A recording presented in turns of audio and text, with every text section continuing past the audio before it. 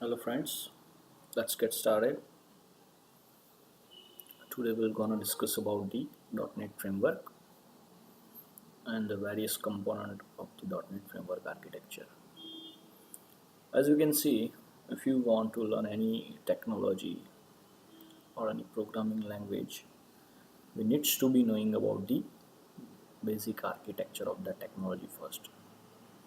Okay, so as far as .NET is concerned, we should be knowing about the components and how the .NET's gonna execute your code first. Okay, so let's get started. These are the contents that I'm going to try to cover. Most of the contents in this particular lecture I would like to cover. We'll start with the .NET framework. That is, what is a .NET framework architecture, what is MSIL, what is CLR, what is CLS, what is CTS, how we could implement namespace, how you can use existing namespace. We'll talk about basic of assemblies and garbage collection, and at last managed execution and DLL help. All right. Okay. So first question is in your mind arises basically that what is a .NET? What exactly the .NET is all about? So see, most of the people, those who are don't not aware with the term .NET, they think it's a programming language. All right, but the real fact it's not a programming language. It is a technology, or you can say it is a framework, okay, on which you can use any programming language and you can implement an applications like a console, windows and web. Okay, so basically it's a framework or a technology which lets you implement such applications. So first you should be clear in your mind that .NET is nothing but a framework or a technology. It's not a programming language. Okay. Okay, so this is just a history, or you can say the basic thing that you should be knowing about the architecture of the .NET, or what exactly the .NET is all about. So it's a software framework for developing web-based Windows and console-based application. It started in 90s, the next generation Windows services. It has a various versions you can see. It is having version 2.0 that was in 2004, then 3.0 in 2008, then it has 3.5 which was available with the Windows 7 operating system. The current version right now we are having is a 4.6 version which were released in 2014. Okay, and approximately this version supports more than 40 languages, that more than 40 programming languages right now existing in the market. You can use those programming language to develop applications in .NET. What are the features? So these are the main features of the .NET or .NET technology. It is interoperable. It is having a CLR engine. It is a language independency. Okay. Now, what do you mean by the language independency? That you can choose your own language that you know to develop an application within the .NET. You don't need to be worrying about the learning the programming language. Like right now you are knowing the Java, then you could directly jump up and start with the J Sharp. J Sharp is supported by the .NET. Like suppose you are knowing basics of C and C++, then you can work with the C Sharp. So it is kind of an abstracted language from the C and C++. Okay, we'll more on talk on that later. All right, so it is having BCL, that is called framework class library. Like as we are having packages in Java, we have a group of classes stored in a single name called namespaces. It supports OOPs, so you can have all your encapsulation, inheritance, polymorphism, message passing, abstraction, all features that you are having in your OOPs that would be supported in .NET. It is a much more secure, portable as well. So you can like build code in a single machine, and that could be deployed to any other machines or a device. It supports multiple devices as well. So this is the architecture of the .NET. As we generally know that any technology that you want to learn, you have to be knowing about the architecture of the technology first. So general technology, like suppose you think about a general any of the technology, these technologies have basically OS as the base layer. Like suppose you wanna implement something, you need to have an operating system. So this is the first requirement. Then what you require? You require a runtime environment.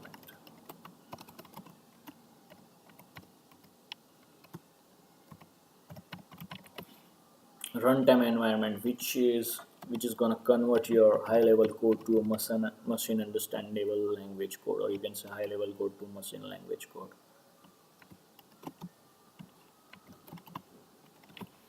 Then you require packages, or you can say a class libraries.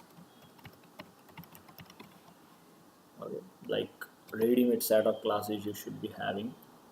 Using that you can develop such application, and at last you can create kind of an application like a Windows, web, console, mobile, or like sort of. So this is the general architecture. You can say it should have a base as an operating system, then your runtime environment, packages, and then at last Windows or web or the applications that you can create. As far as the .NET is concerned, .NET is also required to have an operating system to run its code. And these are the main components of the .NET framework architecture, that is CTS, CLR, and FCL. Now what is this CTS? So CTS stands for Common Type System or Common Type Specification. It means what? Like suppose you are using a C# language and you are using an integer data type, and suppose for the same application you have implemented one module which is using the Visual Basic language and you are using the integer data type. So what the .NET will do, it will try to convert those different data types from the C# and VB to a unique data type that would be understandable by the .NET. So that is called Common Type Specification. CLR is the heart of the .NET. You can say most of the thing that in the execution scenario .NET is having will be done by the CLR. CLR also do the thread management, debugging, error and exception handling, just-in-time compilation. That's we will gonna discuss on JIT compilation in a moment. Then the .NET is having FCL, that is called Framework Class Library. Framework class libraries are nothing but a ready-made set of classes that you can use to implement such applications like a Windows applications with the backend, that is IDEO.NET application, application which runs on the single machine, kind of a desktop application, that is a Windows Form application. And .NET supports so many programming languages. As we have seen, the 4.6 version supports more than 40 languages conventionally. VB, C Sharp, ASP, you can use any programming language which is .NET compliant in the .NET. What do you mean by the .NET compliant? It means that you should have a compiler which should be supporting the .NET framework. Alright. So this is the common architecture. Now we're gonna discuss each and every component of this architecture, and we will thoroughly gonna discuss on the how the .NET is gonna execute. That is the CLR using a JIT compilation. How the code in your .NET is gonna execute. All right. So these are the main four components as we have already discussed: CLR, CLS, CTS, and FCL. Common Language Runtime, Common Language Specification, a type system, and a class library.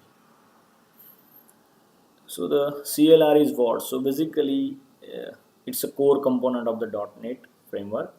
Whatever the code you are writing, the code would be in the high level language, that would be in the C# or VB or any other .NET compiler language. The CLR will convert this code into the machine understandable code, that is your machine can understand it like a byte code, you can say. So there is a special component available in the C sharp. The name of the component is GIT. So GIT will gonna do that hard work.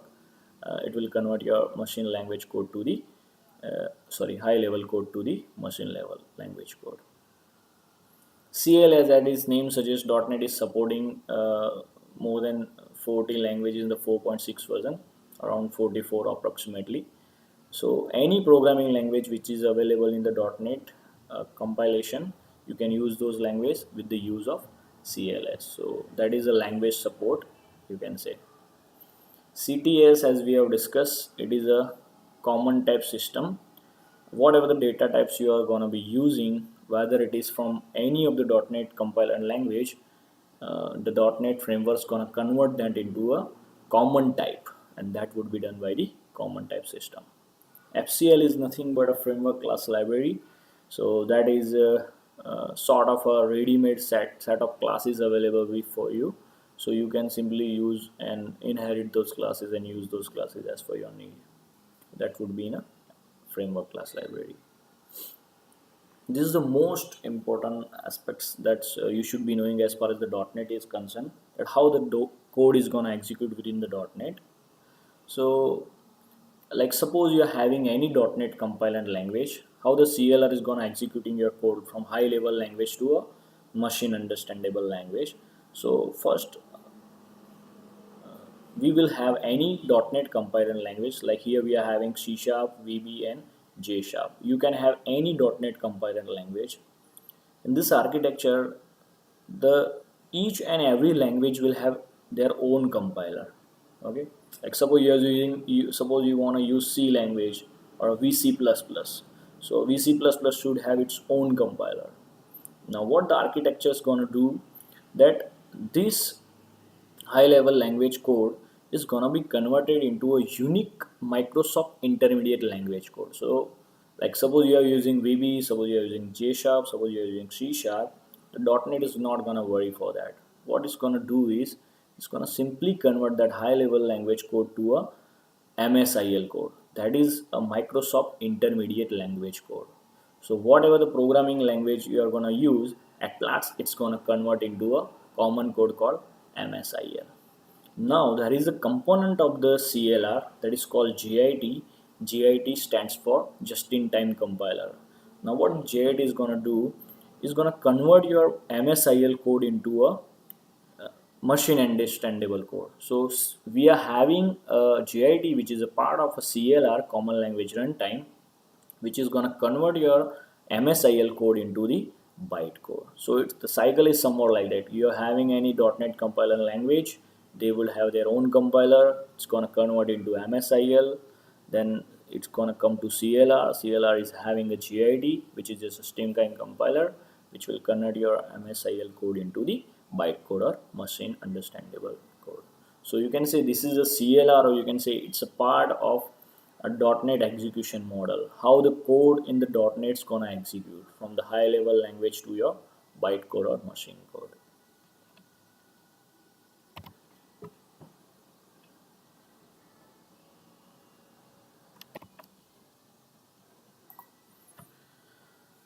Alright, so this is what the basic of the .NET you should be knowing about. First of all, you should be knowing about what exactly the .NET is, what are the main component of the .NET, what those components gonna do in the architecture, what is the .NET framework architecture as we have seen, and how the code is gonna execute in the .NET.